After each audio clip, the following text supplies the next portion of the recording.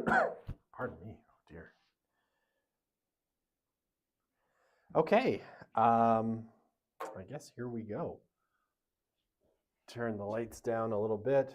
Back row.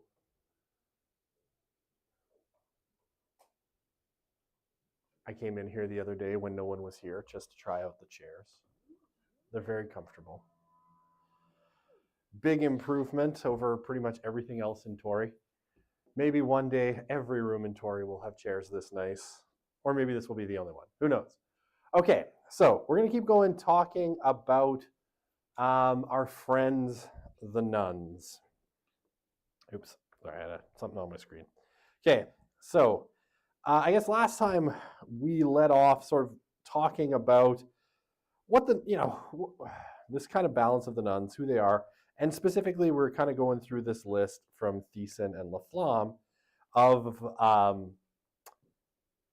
what is sort of leading to the growth of this particular group, what they look like, where they've come from, and what are some predictors of someone becoming, nothing in particular or no religion.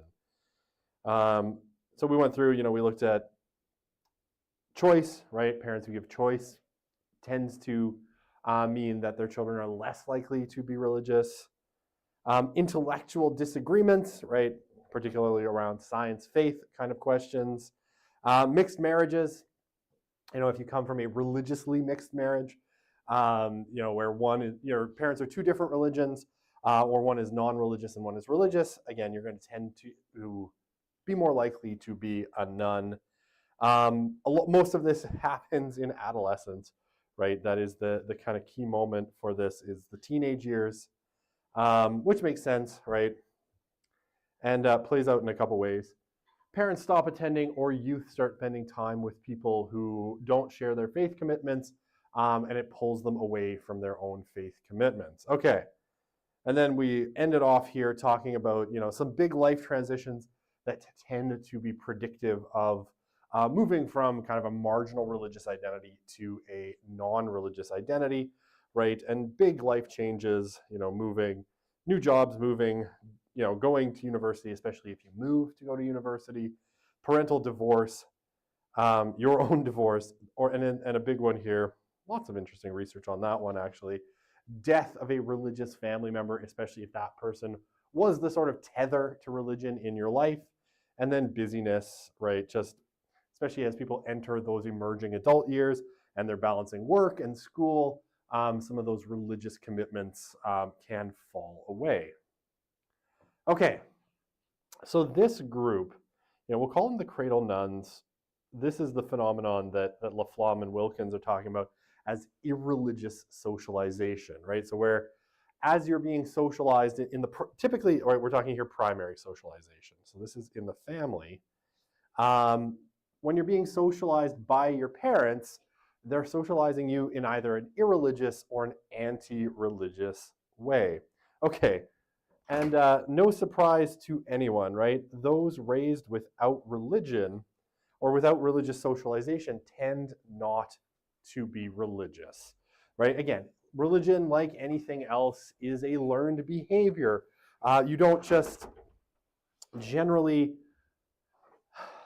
start being religious for no reason, right? It is something that is learned from the environment around you. So, being raised irreligiously, you're not probably going to end up religious. Okay, so an aversion amongst parents, right, where parents don't want to force their belief on their children, tends again to be predictive of irreligious socialization. And again, you see this, I think, in more of what we would say, the left, the political left, maybe a little bit in the libertarian space, but mostly I think on the progressive left is where we see this, right? A sort of like part of life's journey is discovering your own sense of identity and values and ideas, rather than, I'd say more in the kind of conservative space is more about imparting tradition and values that work, or that people see as working, rather. So secular people, right, on the whole, if we look at our leftists tend towards values of non-conformity, right? Tending to view conformity as stifling, as reducing the chance for individual expression. And so typically they don't want to impose that on their children.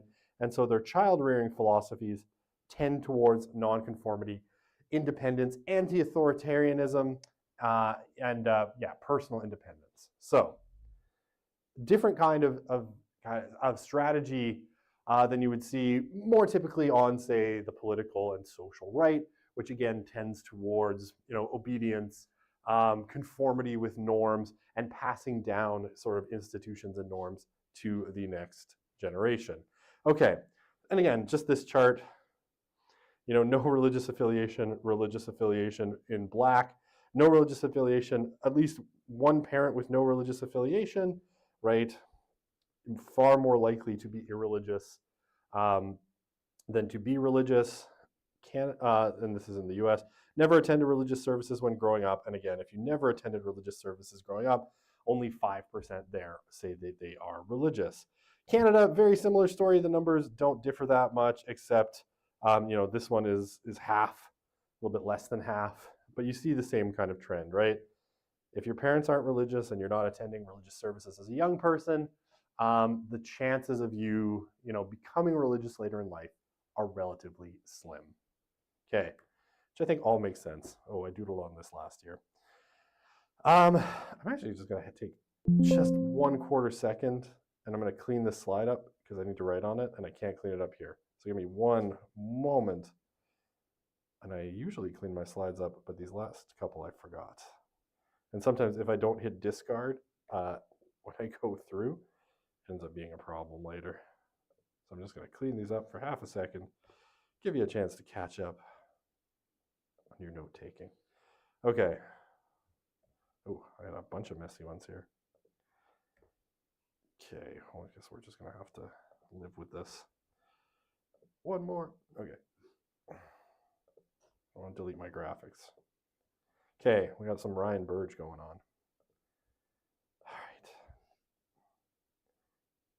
Hang on, where were we? We are here. Okay.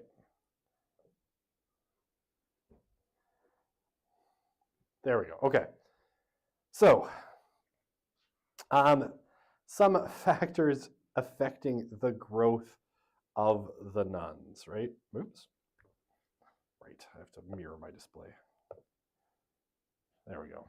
Okay.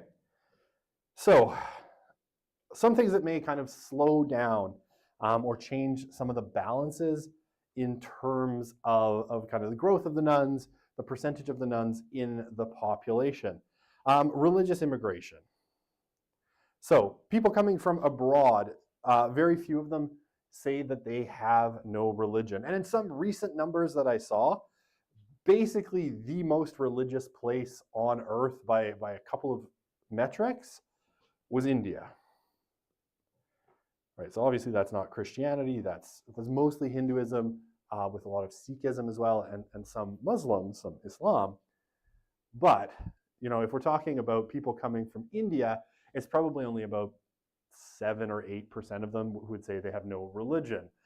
So on the whole, from this study that Wilkins and Laflamme were doing, they said only about 17% of those born abroad said they had no religion, which would suggest that immigration probably helps slow the growth of the nuns as a share of the population. So now that doesn't typically last, right? Because by kind of second generation, your second generation Canadian or American, the rates of disaffiliation then start to look like the general population. So as people integrate, those rates of disaffiliation tend to even out to roughly the same level as the population as a whole. Okay, religious nun emigration. So this is a claim, and I don't know how much backing there is to it, and I think they were doing this back in 2018, so a lot's changed since then. But what they suggest is young people are more mobile and therefore more likely to emigrate if they don't like the social climate.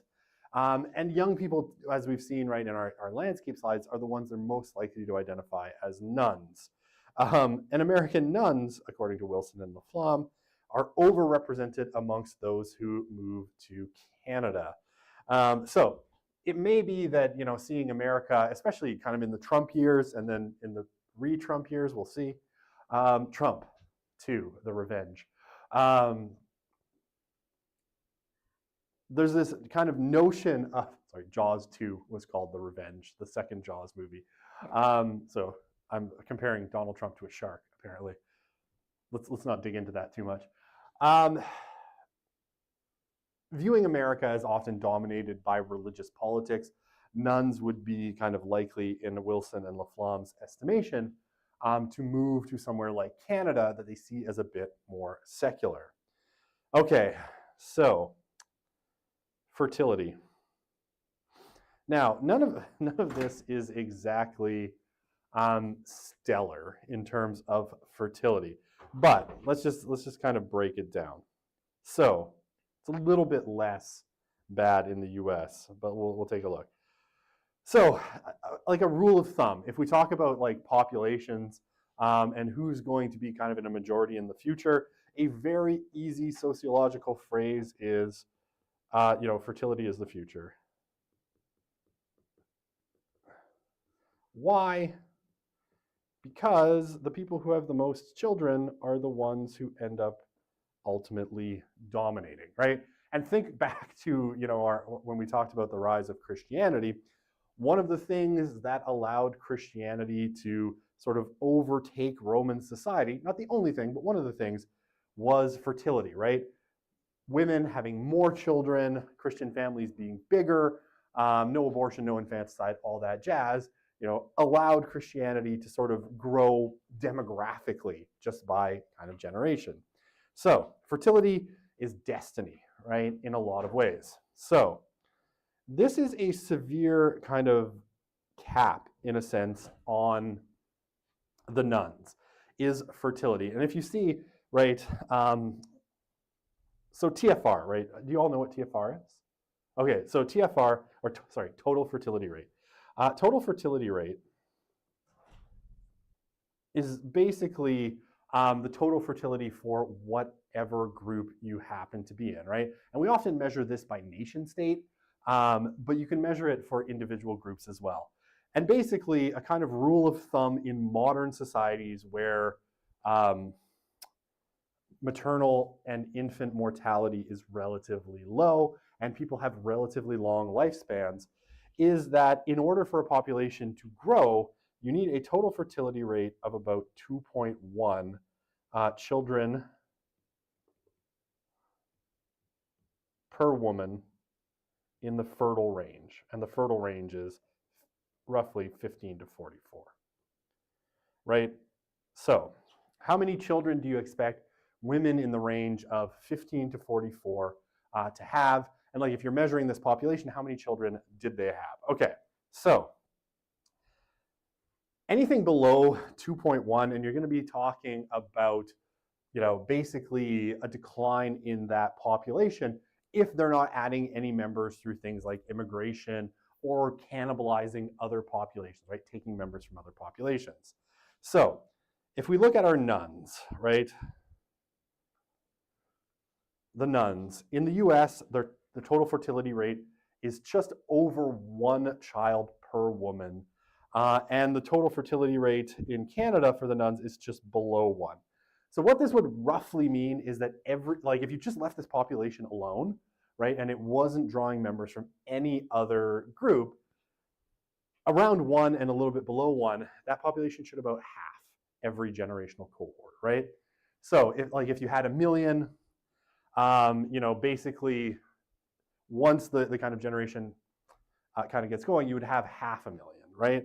So, 1 million people would have 500,000 babies, right? So that as time goes on, that population is going to get smaller and smaller. Obviously above 2, right? 2 is just flat replacement. It's like for every couple, right? Essentially, they're replacing each other. And above that, you see growth. So the nuns in Canada and the US basically have a sort of demographic cap. They don't have children, right? The nuns, for whatever reason, are far less likely to have children than the population overall. And if we look at Canada today, it's pretty bad. I think Canada today, again, these numbers may have changed. Canada today is, I believe, at about 1.26 children per woman, and the US is 1.61. 1.61, I believe, if my numbers are straight. I saw them just recently. Okay, so that means in both cases, right, left to their own devices, both of these countries would decline, kind of the US a little bit slower than Canada. But the nuns here would decline relatively rapidly if they weren't adding members through means other than kind of, fertility, right, through having kids. The affiliated are not a whole lot better, right? In the US, right, at 1.826, that's still below replacement fertility, but it would be a much slower kind of decline. And in Canada, it's just a little bit better, 1.226 kind of replacement fertility. So pretty slow population growth and declines in fertility across the boards in these groups. So left to kind of like natural population dynamics with no kind of immigration or anything like that, what you would see is eventually the percentage of religious believers would increase as a percentage of a shrinking population because the nuns would decline faster. So we can think of fertility as a sort of break on the growth of the nuns in terms of generational replacement, because they don't have that many children. Okay, I'm going to erase all of that. Okay, so reaffiliation, or you left your religious grouping and then you come back. Okay, so according to Wilkins, Laflamme, and Thiessen, reaffiliation isn't that common, right? Some proportional of either marginal or liminal nuns, right? So again, you can have marginal religious people and you can have marginal nuns, might switch back and forth, right? So it might be like, kind of a constant religious identity crisis.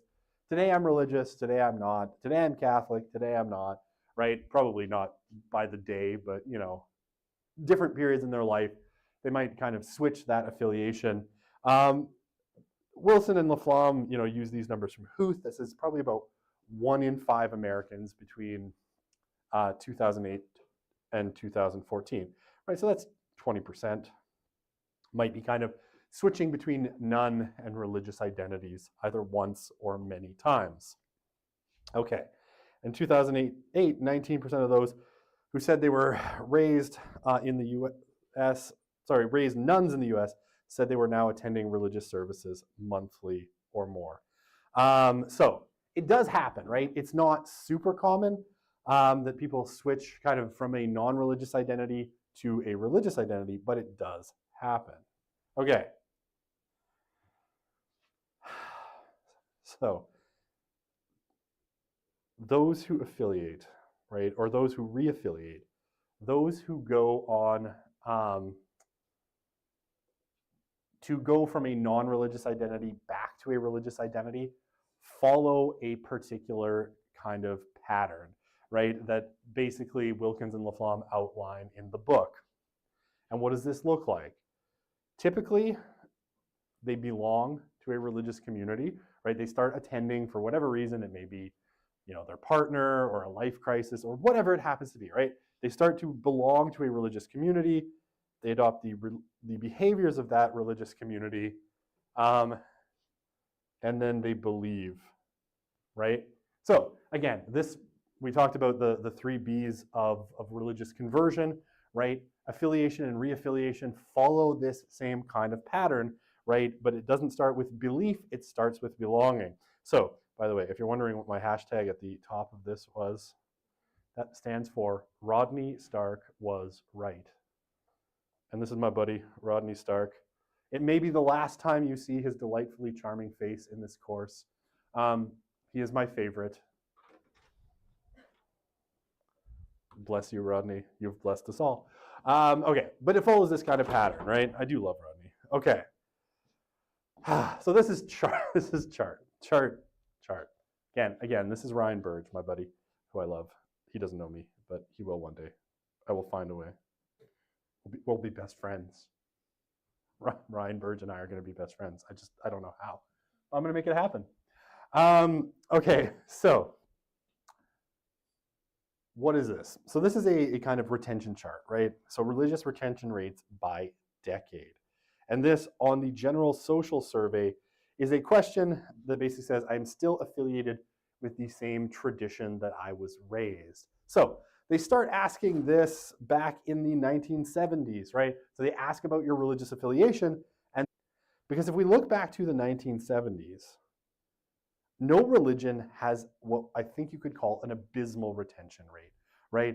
Only a little more than a third of people raised with no religion were identifying as non-religious in the waves of the General Social Survey in the 1970s, right? Which means that roughly a little bit less than 2/3 of them were leaving no religion and began belonging to some religious tradition. So that's a really terrible retention rate. By the 2010s, it's 2/3, right? So the nuns have dramatically improved their retention rate from the 1970s to the 2010s, right? And it's a pretty much straight up story of improvement. So our other religious traditions that are present in the US, right? We've got our evangelicals. And the evangelicals, started in the 1970s. About a little bit more than 3/4 of people who were raised as evangelicals remained evangelical when they took the survey. And that number basically hasn't changed, right? 5% down, but still at about 73. So we're still talking about 3/4. It's a little outside the margin of error, right? So there's definitely been a kind of loss. But the loss for evangelicals has not been particularly severe. Our other religious traditions, and actually other faiths, right? So Jewish, Hindu, Muslim, Sikh, and Buddhist, right? These ones are also really good. Now that said, when we talk about the GSS sample, sometimes the number of actual people that fall into this category is only about 15. So it's a really small sample because it's not a huge survey in terms of numbers. So, we don't want to overstate this, but basically, in terms of retention, it's exactly where it was in the 1970s. So other faiths are doing really well. They're just really small. Okay, our mainline Protestants. In the 1970s, they looked a lot like evangelicals. By the 2010s, they do not look like evangelicals, right? They're retaining less than, or just barely more than half of their members, right? So they've really seen a loss, right, where people are moving out of those mainline Protestant affiliations and not remaining in the traditions they were raised in. And they're moving here, they're moving here, they're probably moving here, and some of them might be moving there, right? But they're exiting in all those directions. Some of them might even move into Black Protestantism if they happen to be Black. So bad retention rate and a big loss from 76% down to 58%. Black Protestants, right? So this very specifically American sort of grouping of people, not as dramatic in terms of how low it got, but we still see a pretty strong decline, right? 16% decline in terms of their decline, in terms of retention, right? So they're losing more people again. Catholics, this is a pretty big disaster, right? If we look at the 1970s, 85% of people who were raised Catholic were still identifying as Catholic when they took the survey. And that held pretty steady in the 1980s. And in the 1990s and 2000s, right, it starts to collapse. At first, it's a small one, right? You're only talking a difference of, 2 or 4% from a decade earlier and 7% from 2 decades earlier. But by the 2010s, it's collapsing really hard, where only 2/3 of people raised as Catholics are identifying as Catholic in adulthood, right? So, I mean, that should be like, if you're Catholic, the warning light should be going off with that one, because that is a bad number. That's a warning light, by the way, my very good sketch of a warning light. Or maybe it's a goal light, I don't know. It is, warning light, because those retention rates are dropping pretty consistently as the retention rate for the nuns kind of decline or increases at the same time. And evangelicals, right, seem to be doing okay. All right, so retention rates, and just kind of visualizing it, and here Ryan's put evangelicals and mainline Protestants together in one graph, right? What we see is a decline for Protestant and Catholic kind of religious people, and a big increase for non-religion. So this is just a different way of visualizing what we just saw. Oh, this would also include Black Protestants. So you've got evangelicals, mainline Protestants, and Black Protestants all in the same sort of grouping.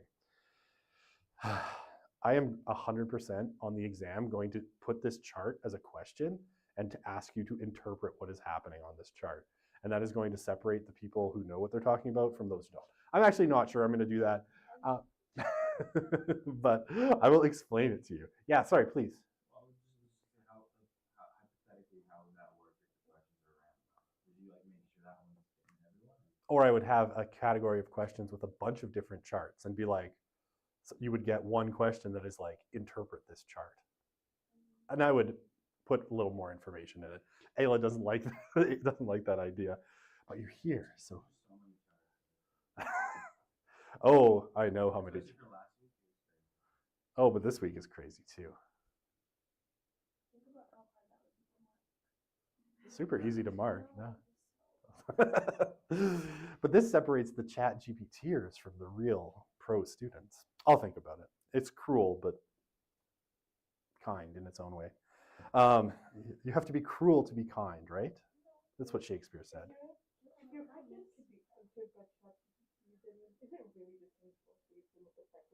Well, that's why I create questions that can't be answered.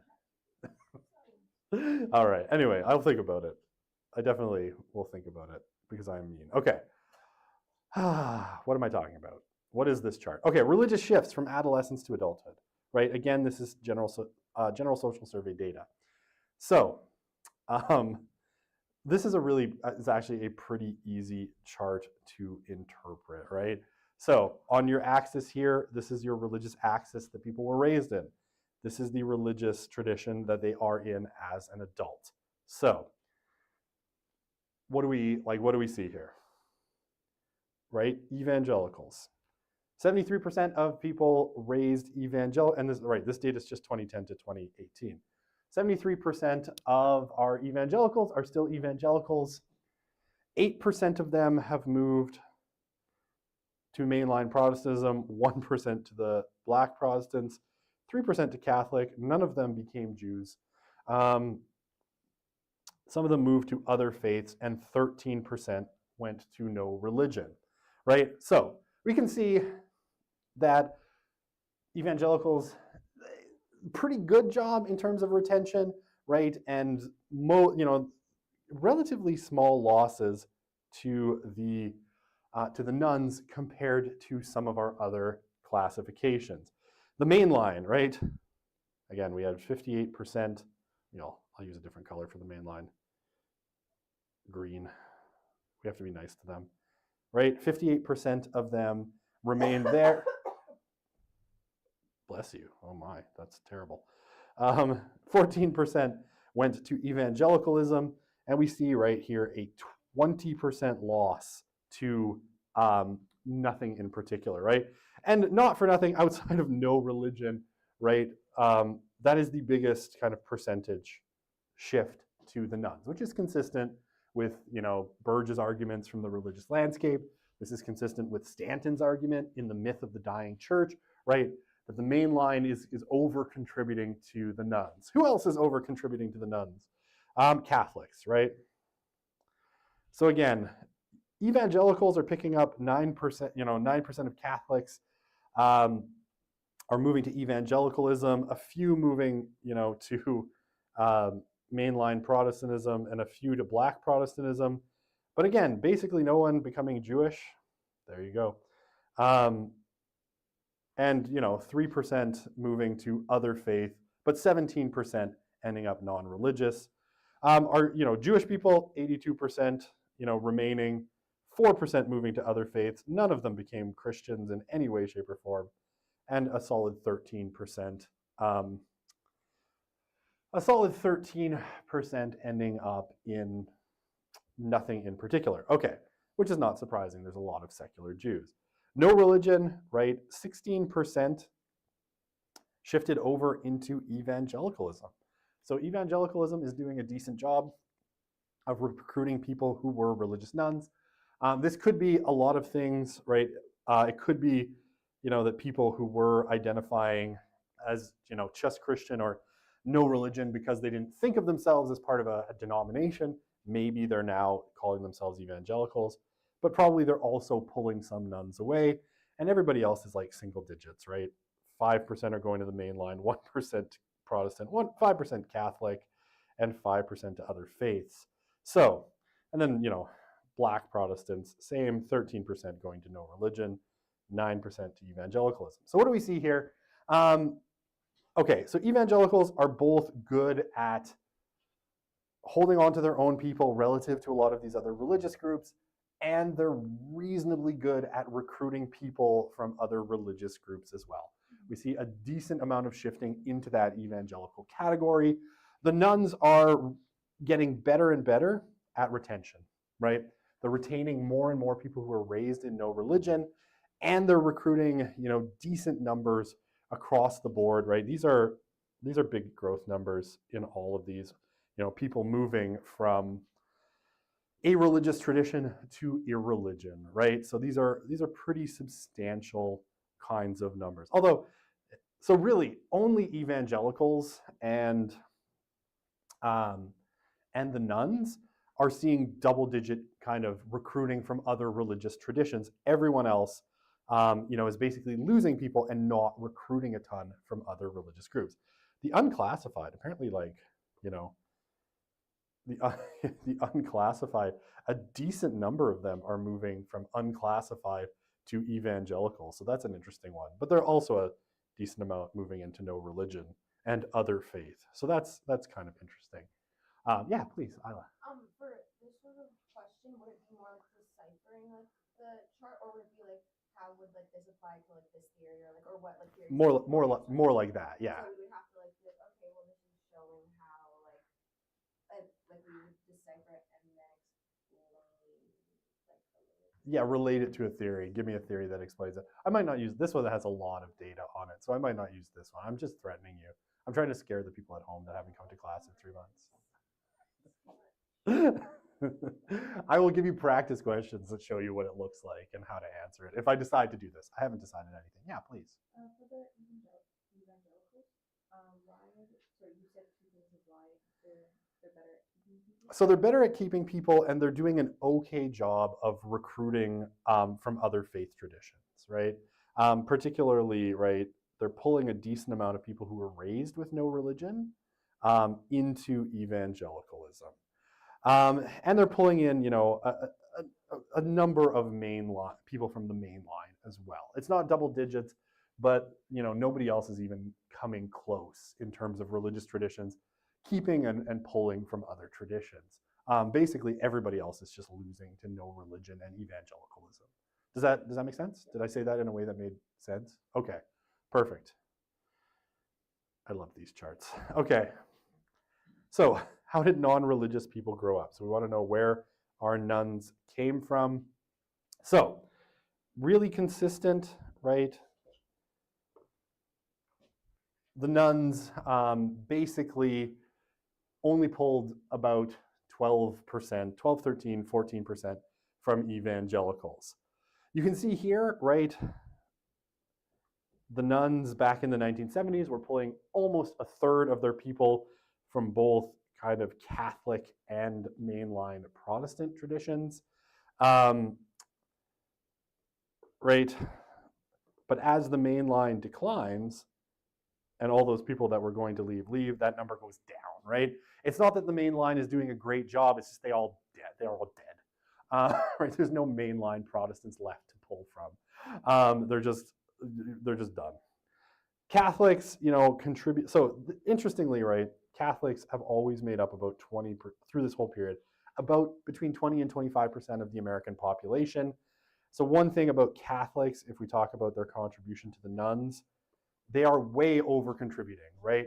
So Catholics have a severe retention problem when it comes to the nuns, right? They are losing, you know, every kind of decade, big chunks of their population to the nuns. And then, you know, increasingly more and more people who are non-religious today were raised non-religious, right? So you have more of these. So these are, you know, the red is our cradle nuns, right? These are all people who are cradle nuns. They never had any religion, and they don't have any religion now, right? So if we look at our makeup of, you know, of the nuns, about a third are cradle nuns by the time we get to the 2010 or the 1990s. And that percentage jumps up a little bit in the 2000s. That might be an aberration in the data. And it's back to about a third in the 2010 wave. But we see, right, that most of the nuns are non-verts, right? All of this stuff is non-verts. So, you know, a big majority of these people are non-verts, with, you know, big contributions having come from Catholics and mainline Protestants. All righty. And a little bit for evangelicals. Okay, how much? Oh my gosh, so much time. 13 whole minutes. How many slides do I have left? Honestly, could talk about this for an entire semester, and that would please me greatly. 12, yes. It's just about the graph from last night. I just want to make sure. So this data right now is people that grew up non-religious. So the people who are non-religious now, right? So on the GSS, when they get the GSS, it's like, okay, they identify as non-religious, and when they were asked what tradition they were raised as, this is where they came from, right? So we see consistent kind of over-representation of Catholics in terms of who's becoming a nun, right? Lots of people leaving Catholicism and becoming a nun. Does that make sense? Okay, perfect. Okay, so this is the same data. This is that same data set, because Ryan is super powered and he knows R really well. He visualizes it in different ways. So this is a really interesting visualization of this same data. What religion were people raised in? So were you raised in versus current religion, right? So current is blue. That's our blue line. Raised is our orange line. Okay, so what does this show? What does it show? Bad. Okay, so for evangelicals, on the whole, they've had good retention, right? Typically, they've had more people raised in that tradition, who are currently in that tradition than people who were raised in it and have now left. Now,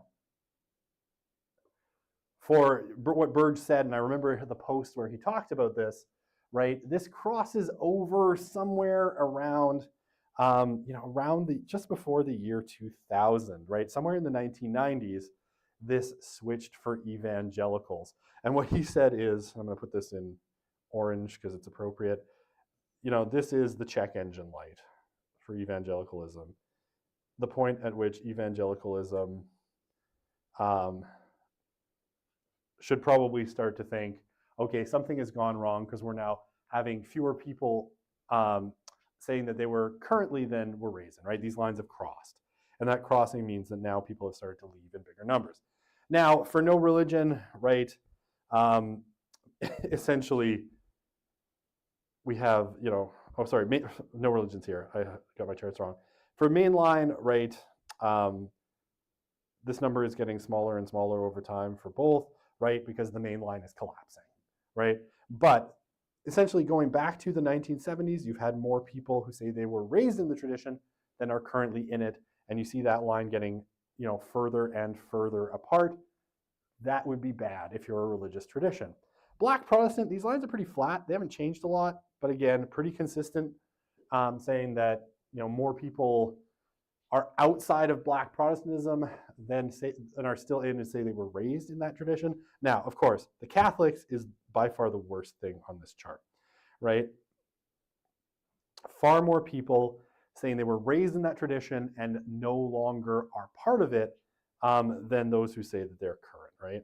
Now, and you see how big, like that split was relatively small, looked kind of like the evangelicals here, back in the 1900s. Oh, this is old data. This goes back to, sorry, I should explain how this works. Because he's measuring birth years in this chart, right? So he was taught when they're doing it, they ask you what your birth year is.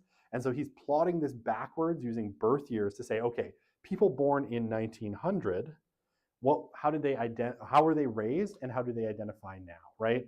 And moving forward by birth year, into the 2000s. And that's what this means. Sorry, I got that wrong. I got too excited and I got mixed up. So people born in 1900, right? There was already a gap of people leaving Catholicism, right? Who were saying that they were raised Catholic but no longer are, versus those staying Catholic. And the same here, right? In 1900, small gap for evangelicals, and somewhere around the year in the 1990s, people who were raised in it start to disaffiliate, right? And are no longer currently identifying with that tradition. So all of this is bad news for all of these religious traditions. No religion, obviously, is the one where you see, it's always been, the line of people who are currently identifying versus those who were raised that way, right? The current identification is just going up and up and up and up.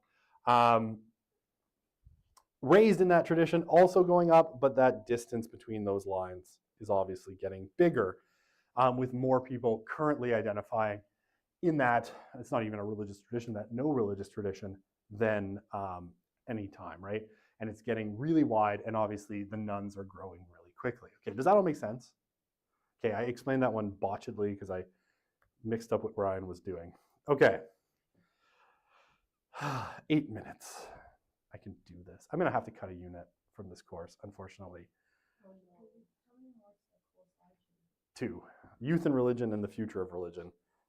All right, I can do this. I can get through the rest of these slides today. I get 3 lectures on, no, I'm going to try. We'll figure it out. I'll do my best. Okay, if I stop jabbering about how I have to cut units, I could probably make it, right? Okay, so beliefs.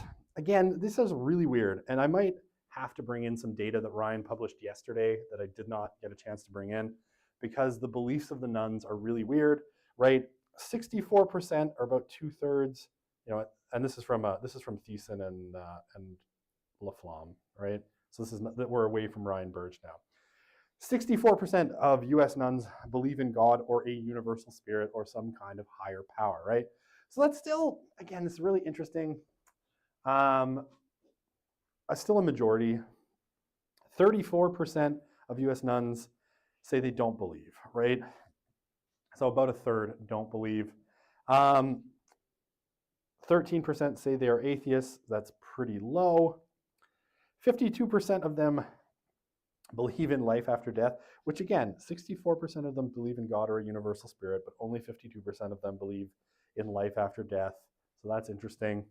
Heaven, right, wins out in terms of belief. It's not a majority belief among the nuns, but at least 41% of them have some conception of heaven, and a much smaller number have a conception of the bad place. So hell, less popular than heaven amongst the nuns, right? Which is interesting. All right, and 74% of US nuns believe the Bible was written by men rather than having divine origins. None of that's not particularly surprising, right? They're not attached to a religious tradition, so they don't believe the claims of that religious tradition. Okay, so in Canada, because Canada sucks at social science data, and I will never ever get over how much Canada sucks at social science data, we don't have great data. The best that Thiessen and Laflamme were able to do was pull from this Angus Reid study that had 657 religious nuns, which is it's a non-representative sample, but it's okay. All right, 72% of them said, so much more consistent, I think, with what we would expect from the nuns. 72% of Canadian nuns said they didn't believe in a God or a universal spirit. 68, so 2/3, didn't believe in life after death.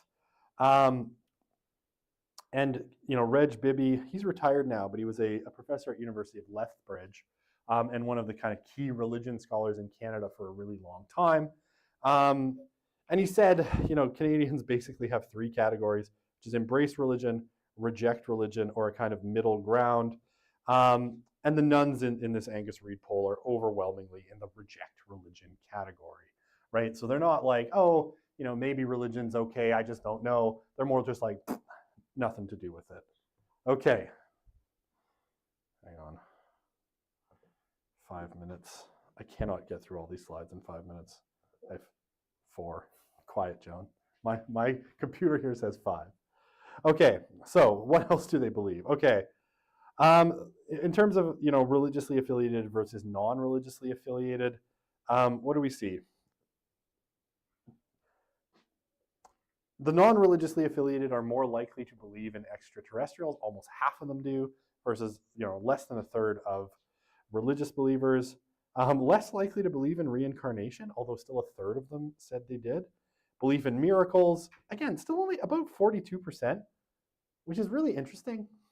And here, again, our friend's not here today, but if you're expecting people to be intellectually consistent, the religion data should disabuse you of this altogether, because you don't believe in God or universal spirit or anything, and yet 42% still say they believe in miracles, which again is weird.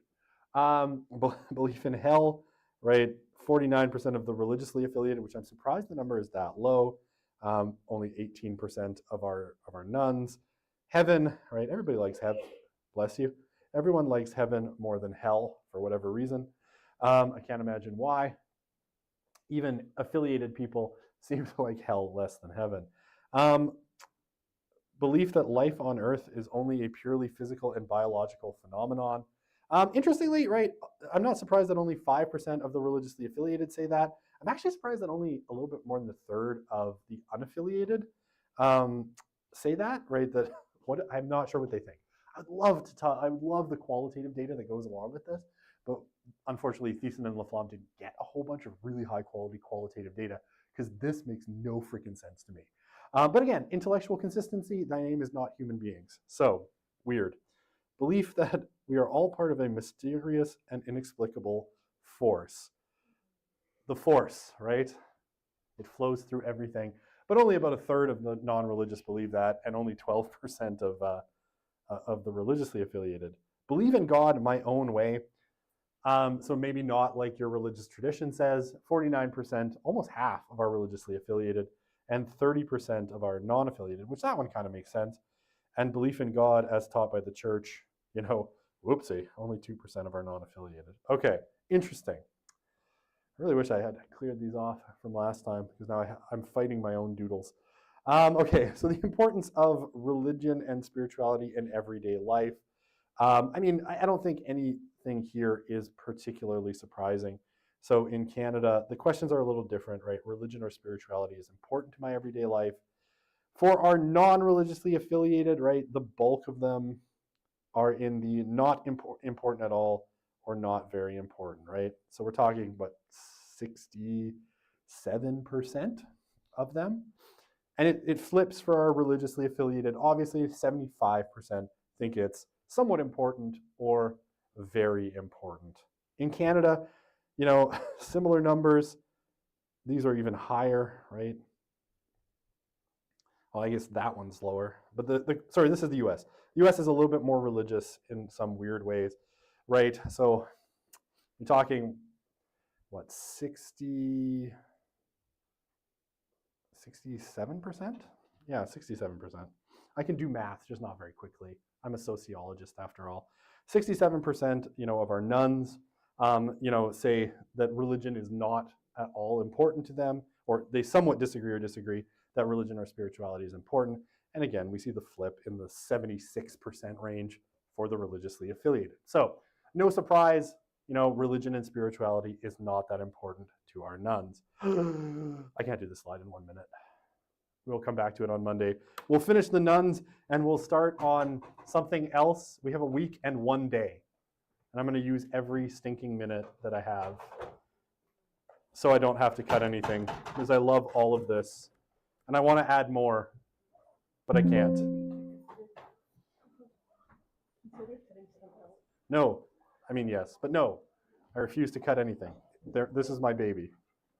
Could you cut the hand off your own baby?